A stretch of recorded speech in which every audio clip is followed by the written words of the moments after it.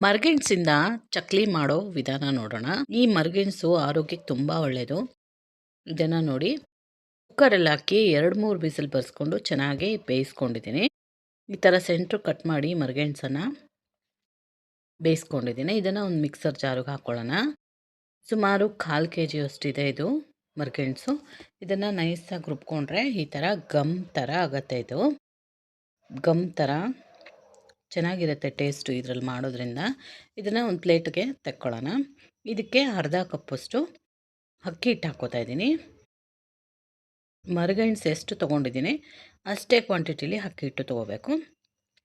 ಇದನ್ನು ಚೆನ್ನಾಗಿ ಮಿಕ್ಸ್ ಮಾಡ್ಕೊಳ್ಳೋಣ.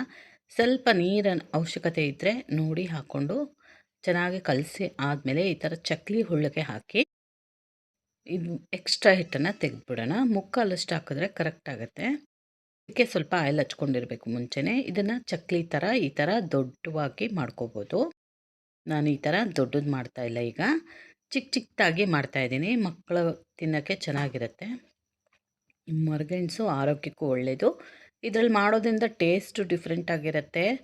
ಸ್ಪೈಸಿಯಾಗೂ ಮಾಡ್ಕೋಬೋದು, ಇಲ್ಲ ಸ್ವೀಟಾಗೂ ಮಾಡ್ಕೋಬೋದು. ಇದನ್ನು 2 ವಿಧಾನದಲ್ಲಿ ಮಾಡ್ಬೋದು ಇದನ್ನು. ಹಾಗಾಗಿ ಇದನ್ನು ಚಿಕ್ಕ ಚಿಕ್ಕದಾದ ಚಕ್ಕಲಿ ಥರ ಮಾಡ್ಕೊತಾ ಇದ್ದೀನಿ. ಈ ಥರ ಚಕ್ಲಿ ಹುರುಳಲ್ಲಿ ಹಾಕಿ ಹೊತ್ಕೊಳ್ಳೋದಷ್ಟೇ, ನೀಟಾಗಿ ಬರುತ್ತೆ.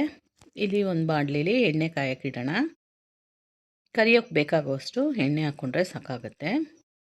ತುಂಬಾ ಟೇಸ್ಟಿಯಾಗಿರುತ್ತೆ. ಟೇಸ್ಟು ಡಿಫ್ರೆಂಟ್ ಆಗಿರುತ್ತೆ ಈ ಮರಗೆಣಸಿಂದ ಮಾಡೋದ್ರಿಂದ.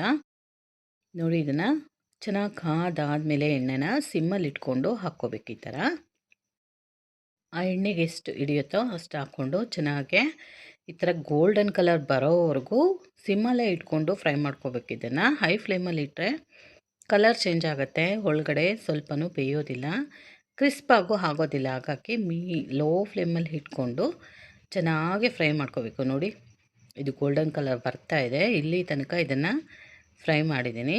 ಇದನ್ನು ಸಕ್ಕರೆ ಪಾಕದಲ್ಲಿ ಹಾಕಿ ತೆಗೆದ್ರೆ ಸ್ವೀಟ್ ಥರ ಆಗುತ್ತೆ, ತುಂಬ ಟೇಸ್ಟಿಯಾಗಿರುತ್ತೆ.